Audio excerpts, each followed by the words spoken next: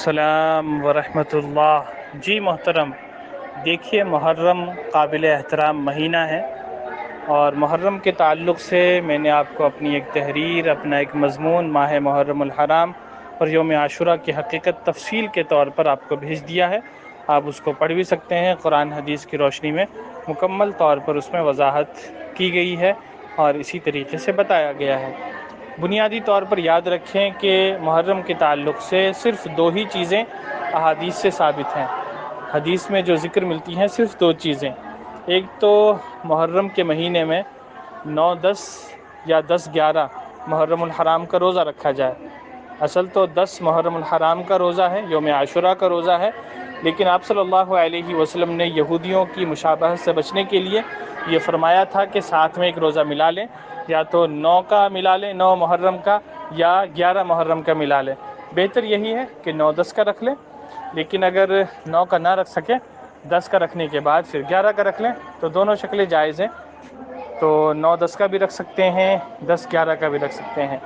تو حدیث میں آتا ہے کہ رمضان کے روزوں کے بعد سب سے افضل ترین روزے محرم کے روزے ہیں، اور اسی طریقے سے فرض نمازوں کے بعد سب سے بہترین اور افضل ترین نماز تہجد کی نماز ہے، یعنی کہ رات کی نماز ہے، یہ فضیلت ہے۔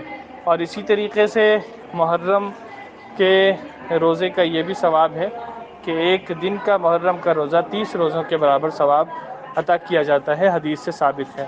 ایک تو یہ چیز ہو گئی تو محرم کے تعلق سے، روزوں کے تعلق سے۔ اسی طریقے سے دوسری جو چیز ہے محرم کے تعلق سے، وہ یہ ہے کہ ان دونوں دنوں میں یا تینوں دنوں میں خاص طور پہ اپنے دسترخوان کو وسیع کیا جائے، اپنے دسترخوان کو بڑا کیا جائے اور کشادہ کیا جائے۔